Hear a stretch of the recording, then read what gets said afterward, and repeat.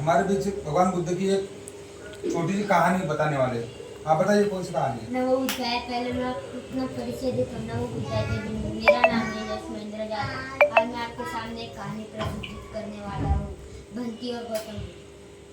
तो जब गौतम बुद्ध अपनी ध्यान साधना कर रहे थे तब कुछ भिक्षु आए और उन्हें कहे कि उन भिक्षु लोगों को गांव वाले बहुत परेशान करते थे। कोई उन्हें अशब्द कहते थे, फेंकते थे पत्थर, बहुत सारी चीजें करते थे और उन्हें लोभ का मार्ग बताते थे।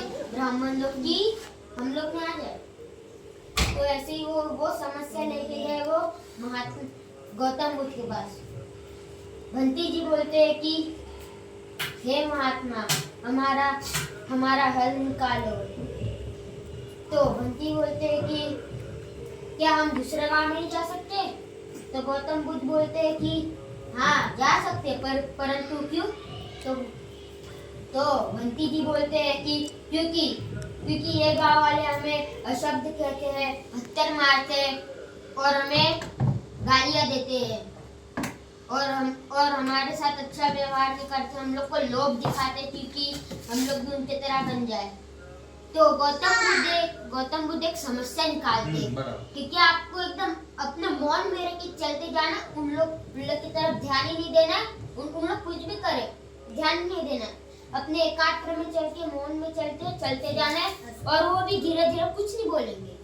तो इससे हमें ये सीख मिलती है कि अगर हमारे पास कोई भी परेशानी आ जाती है तो हमें शांत रह के काम बना सकते हैं। क्रोध, अगर हम क्रोध करते तो हमारा पूरा दिन खराब जाता है। हिंसा, अगर आप किसी छोटे मोटी रैबिट ससे की हिंसा करते हो तो ससे की हिंसा तो आसान है, मुर्गे की हिंसा आसान है। हाँ। दम है तो आप शेर का हिंसा करो भाई, हिंसा ही करनी, शेर के भी हिंसा करो। क्या बोला कि भाई तुम हिंसा करते हो, किसी प्राणी हत्या करते, खरगोश की क्यों करते हो?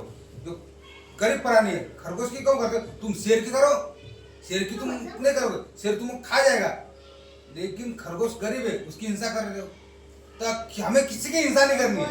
कोई भी प्राणी हो, चाहे बड़ा प्राणी हो चाहे छोटा प्राणी हो, हमें किसी की हिंसा नहीं करनी है, किसी की हत्या नहीं करनी है। हमें सबसे मैत्री प्रेम भाव से ही रहना है। और लोग एक ऐसी चीज है जो इंसान को पूरा पागल बना देती है। हाँ।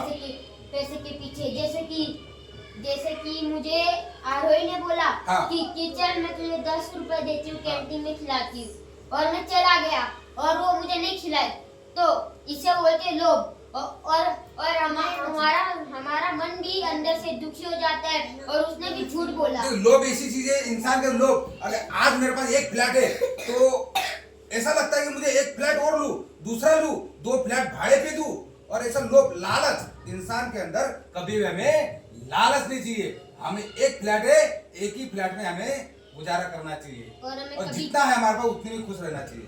लोग लालच नहीं करना और हमें कभी झूठ नहीं बोलना चाहिए। झूठ नहीं बोलना चाहिए। और अगर झूठ बोलते हैं तो कभी ना कभी एक दिन सच पकड़ा ही जाएगा। सही बात है। तुम कितना झूठ बोले, एक झूठ के पीछे तुम 1000 झूठ बोलना चालोगे, तो इससे पहले सत्य बोलो, पहले सही बोलो, झूठ नहीं बोलना चाहिए। बराबर। और ये जो लाइन है ना, सुरा में रह जे पमाड़े खाना, हाँ, इसका मतलब है कि चोरी नहीं करना है। नहीं। सुरा मेरे मध्य पमाद अठाना वेरमणि सिक्कापदम समाधि, इसका अर्थ होता है नशा मुक्ति। यानी हमें कोई भी नशीली चीज ग्रहण नहीं करना चाहिए, जैसे दारू, गुटखा, तंबाकू, ये है ना, हमें ये चीज नहीं करना चाहिए। बहुत बढ़िया, आपने बहुत बढ़िया समझा लोगों को और बहुत बड़े कहानी बताया। साधु साधु साधु।